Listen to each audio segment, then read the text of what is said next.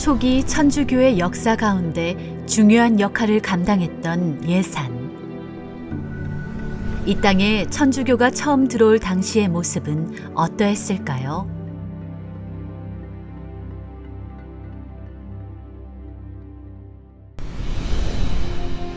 충청도에 천주교를 전파하는 데 있어서 가장 핵심적인 인물은 1752년 예산군 신안면 신종리에서 태어난 이존창입니다.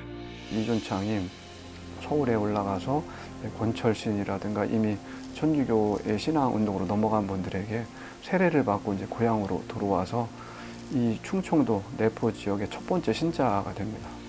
그분을 통해서 이 지역 전체가 천주교의 이제 신앙으로 넘어가면서 이쪽 지역의 신앙의 못자리로 이제 성장을 하게 됩니다. 세례명은 루도비코. 그는 내포의 사도라고 불릴 만큼 열성적인 포교 활동을 전개하였고 수많은 양반, 양인은 물론 천민들까지도 대거 입교시켰습니다. 내포 지역에서 처음에 신앙을 받아들이는 사람들이 신분이 그렇게 높지 않은 사람들이었습니다. 일반 평민 중에서도 왜 이 바닷가 지역, 갯가 지역에 사는 사람들은 이렇게 같은 신분이지만 약간 천시하는 그런 경향들이 있는 사람들이었거든요. 그런 사람들이 신앙을 이렇게 받아들이면서 자기가 나도 똑같은 사람이구나 이런 자학 같은 것을 갖게 되면서 이 사람들이 널리 신앙을 받아들였고 이존창이 거기에서 사도의 역할을 한 거였죠. 또한 그의 집안은 한국 천주교사에 큰 영향을 미쳤는데 이존창 맏형에 따른 우리나라 최초의 신부인 김대건 신부의 할머니이며 또 다른 조카에 따른 두 번째 신부인 최양업의 어머니입니다. 이곳은 내포 천주교의 첫 복음터이자 내포의 사도 이존창이 태어난 여사울 성지입니다. 이존창이 태어나고 자란 곳이 여사울이라고 하는 곳인데 바로 삽교천하고 무안천이 맞닿는 지점에 위치해 있습니다. 바로 여기 여사울 지도를 보시면 거기에서 태어나고 자랐죠.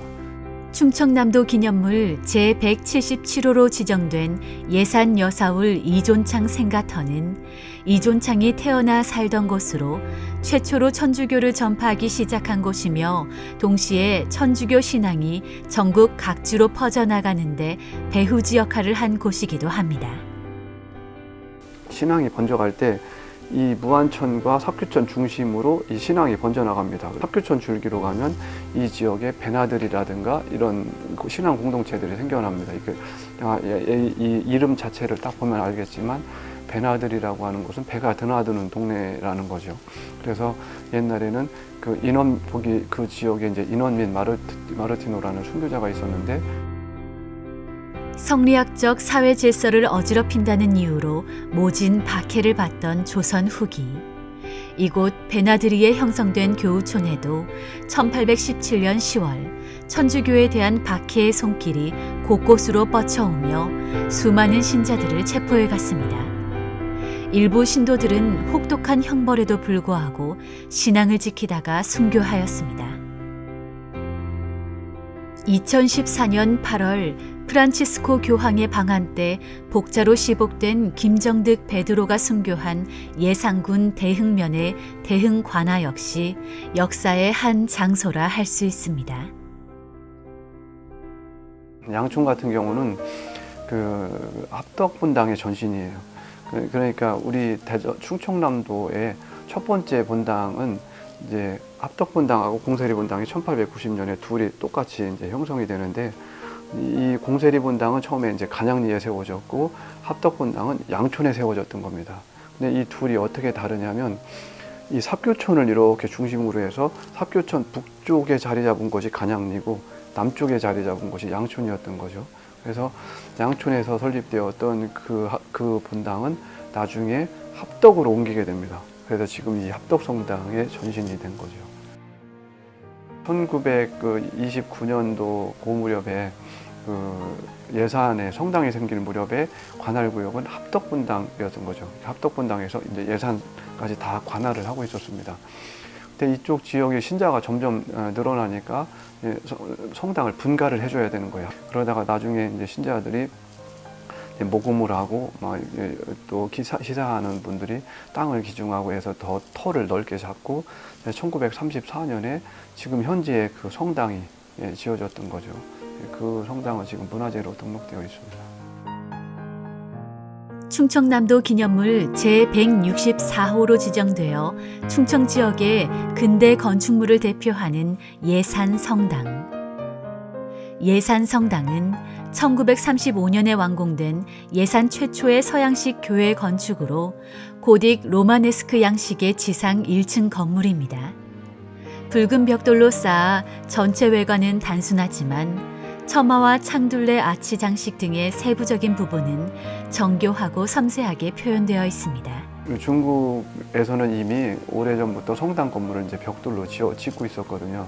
그러다 보니까 우리나라에서는 벽돌을 잘 부을 수 있을 만한 이제 기술자들이 없으니까 중국 이제 신자들 중에 벽돌을 굽는 사람들을 이제 데려오는 거죠. 그래서 그 사람들이 이제 벽돌을 굽는 기술이 있으니까 그 사람들에 의해서 벽돌을 굽고 그 사람들이 또 대부분 성당을 또 짓다 보니까 모양도 비슷하게 나오게 되고 그렇게 됩니다. 건물 전체의 조화와 시각미를 고려한 뛰어난 건축 예술성과 함께 보존도 잘 되어 있어 근대 건축사 연구에 소중한 자료가 되고 있습니다.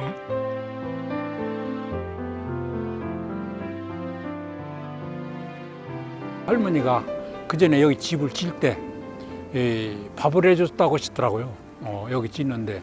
근데 여기 짓는 분들이 이 불악 사람이 아니고 외국 중국 사람들이 와서 지었대요. 중국 사람이 와서 자기네들이 여기서 자가면서 이게 여기까지 다 산인데 여기 다 산인데 이 산을 까갖고 이 흙을 파서 그놈을 여기서 구워갖고 집을 진 거래요. 여기서 구워갖고 와이장 때 국민학교 다닐 때 학교가 다니면서 주로 다른 데가 놀지 않고 여기 와서 주로 많이 노는데 나무가 그때는 조그만 쓰단 말이에요. 그때 저기를 이게 저 나무나 이 나무나 같이 늙어간 거예요. 나무도 그만큼.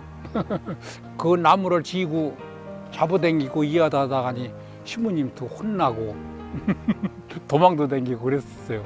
이제 어렸을 때. 그 기억밖에 잘 안 나요, 그거는. 어렸을 때 사제관이 들어갔는데 사제관이 들어가서 그전에 우리는 이 성당이 다니니까 어려서 찰구라고 있었어요. 문답 찰구라고. 그런 문답 찰구라는 것을 거기 들어가서 신부님한테 이제 물어보면 대답하는 거지 이제. 그렇게 해서 그게 찰구라는 게 있는데 그런 걸 하고 하는데 처음에 합덕본당에서 예산본당이 분가하잖아요. 1927년에. 그러고 나서는 이게 신자가 점점 증가하니까 하나하나씩 분가를 하게 됩니다. 그래서 홍성분당, 그다음에 삽교, 신례원 이게 다 예산에서 이렇게 분가되어서 나오고 거기에서 또 분가돼서 현재 이만큼이 이렇게 분당들이 생겨난 거죠. 또 예산 지역 신자들뿐만 아니라 이 내포 지역 신자들이 박해를 받으면서 처음에는 이 내포 지역에서 이렇게 신자들이 형성되어 있다가 이분들이 박해를 받으면서 다른 지역으로 이사를 가게 됩니다. 피해서 경상도로도 넘어가고 전라도로 넘어가고 심지어는 강원도까지도 이렇게 넘어가거든요. 그렇게 해서 피신만 간 것이 아니라 그 지역에서 또 그 신앙 공동체를 형성을 하게 됩니다. 이런 것 때문에 내포 지역을 일컬어서 신앙의 못자리라고 이름을 붙여주게 됩니다. 여기에 있는 사람들이 계속해서 번져나가서 새로운 신앙 공동체를 역할을 했기 때문에 그런 역할을 한 것이 예산 지역의 교회이고 내포 교회의 역사입니다. 천주교 전파 초기부터 이어온 신앙의 역사와 모진 박해를 이겨온 순교의 전통을 이어받아 지역은 물론 전국적으로도 확고한 위상을 지닌 교회로 성장한 예산의 천주교. 천주교 역사의 뿌리가 깊은 만큼 신앙심도 깊어 현재까지도 천주교 신앙의 못자리 역할을 다하고 있습니다.